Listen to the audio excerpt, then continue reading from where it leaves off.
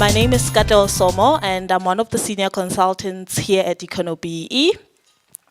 Today, we're here for the Skills Development Breakfast, just to discuss some of the initiatives around skills development, which you can try and do to maximize on your points in the little bit of time that we left with. Like I said, I'm going to be doing a short presentation just to give a bit of a background on the BBBEE codes, skills development, and then I'm going to hand over to Joy. They are guest speakers from Sparrow Schools. They have some exciting initiatives that they offer to companies which will help you maximize on your points from a BE viewpoint. Just to give you a bit of background on the BEE codes, the reason why the codes were implemented or were put together in the first place is the government is trying to sort out some of these issues highlighted there.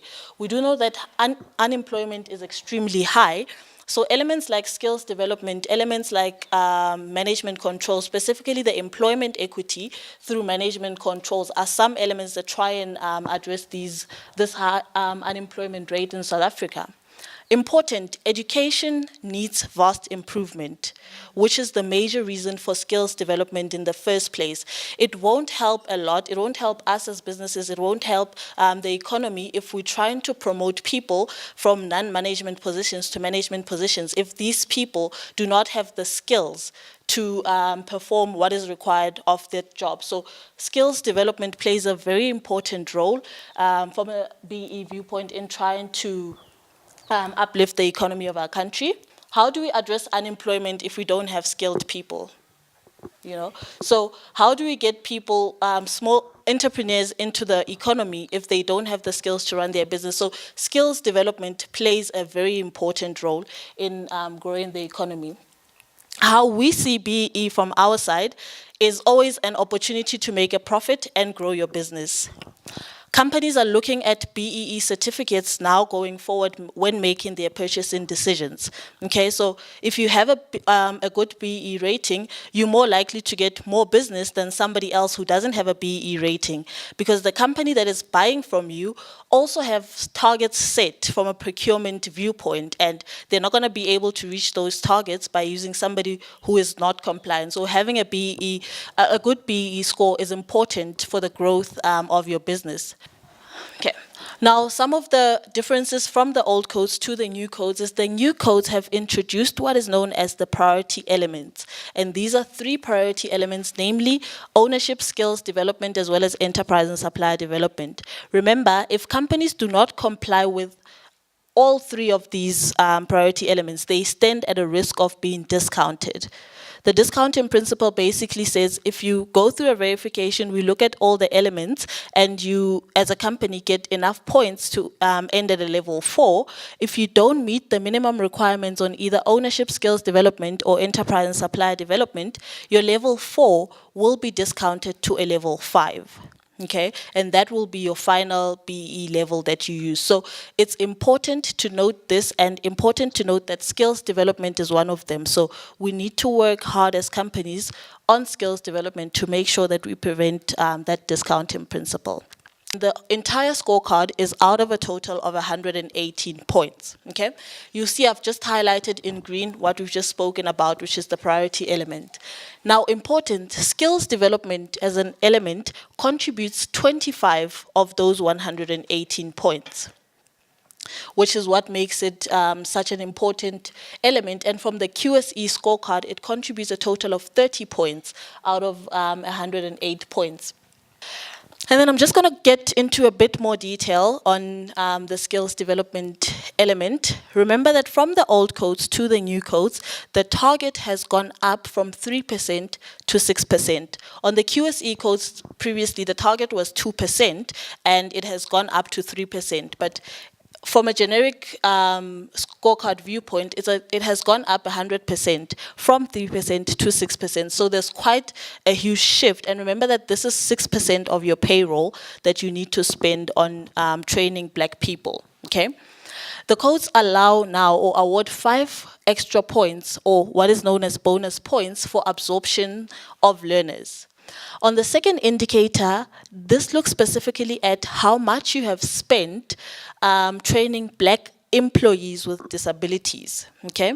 First one, Black people. Second one, Black employees with disabilities. So the disabled people that you're training either have to be, one, employed by you, or you get them in through a learnership. Okay, because if it's an 18.2 learnership, then those people will be deemed your employees for the period of the learnership. So if it's a 12-month learnership, they are deemed your employees for that 12 months period. So you can claim their spend against the second indicator. Okay, and then there you have to spend a maximum of 0.3% of payroll training such people. So in essence, what the codes require is that you have a total of 5% of learners or people studying towards qualification courses, and at least 2.5%, so half of that needs to be unemployed, and then the other half can either be employed or unemployed as well. That brings me to the end of the scorecard, which is out of a total of 25 points. But remember, you need to have earned a minimum of 40% of 20 points. I think that's about 8 or 10 points that you need to have earned for skills development to prevent the discounting principle. Okay. Now for QSEs, it's a bit easier than for generic companies. Firstly, the big difference from a QSE viewpoint to a generic viewpoint is that the EAP targets are not included in the calculation for scoring from a QSE viewpoint. So you've got a target of, QSEs have a target of spending 3% of payroll training Black people. Whether you train Africans, colors, or Indians, as long as they meet the definition of Black, you will still be able to get your full 15 points as a QSE. So they're more lenient. Reason being, QSEs don't have a lot of staff in terms of a staff complement. So it would be very unfair of the codes to say that QSEs have to have representation across all the race groups. So they've made it quite lenient for companies that are QSEs. Some of the definitions, I'm not going to touch too much on this, just internships, learnerships, and apprenticeships. Now, these make up most of the important sort of trainings from the BEE codes, because they have a lot in terms of return in points. They carry a lot. Remember, like we said, internal training does not carry so much, but if you employ a person through an internship, a learnership, or apprenticeship, then there could be a lot that you can claim back. I'm going to hand over to Joy to take you through her presentation on the initiatives that she has. Thank you.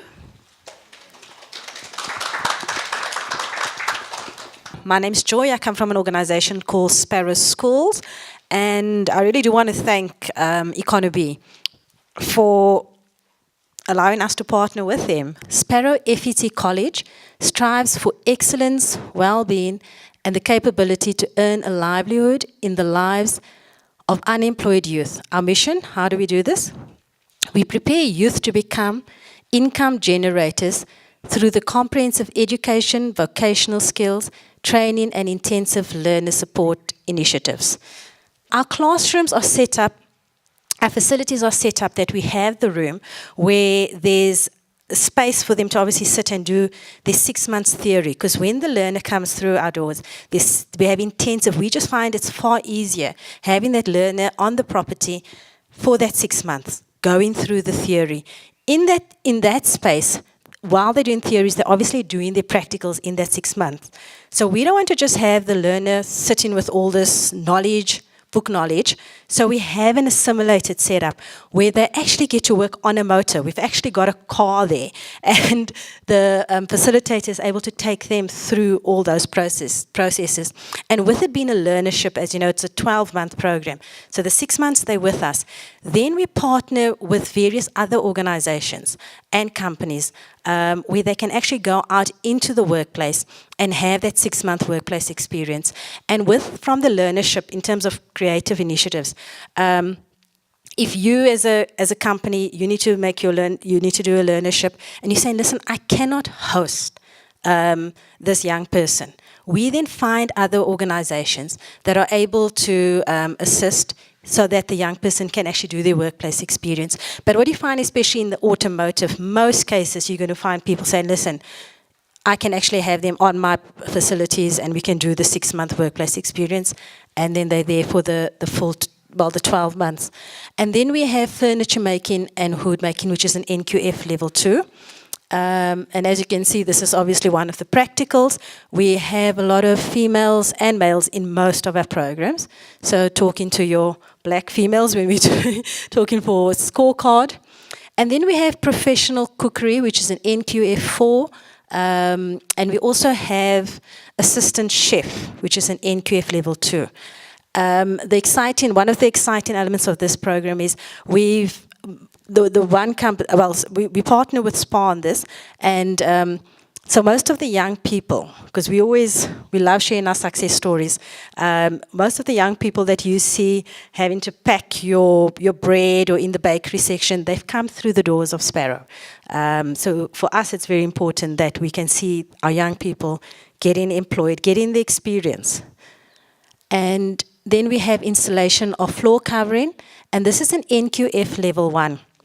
So this, when Katlech was mentioning about disabled learners, how you can double count, here's a great opportunity because you're having your black male, female with a disability. So we're able to assist you from that perspective. And end user computing. These are one of the new programs that we've introduced because we found in industry, you sit in from a skills development, and I mean, now I'm obviously talking specifically your 18.2 for the unemployed youth.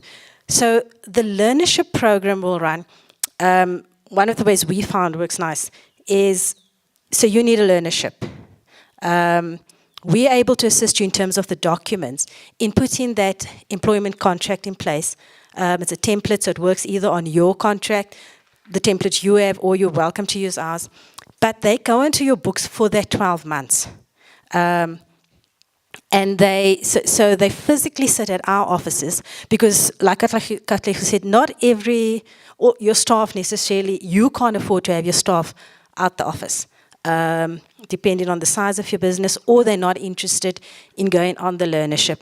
So what we do, we have an admissions department that will literally go out there and do the recruiting of obviously the learners that you need.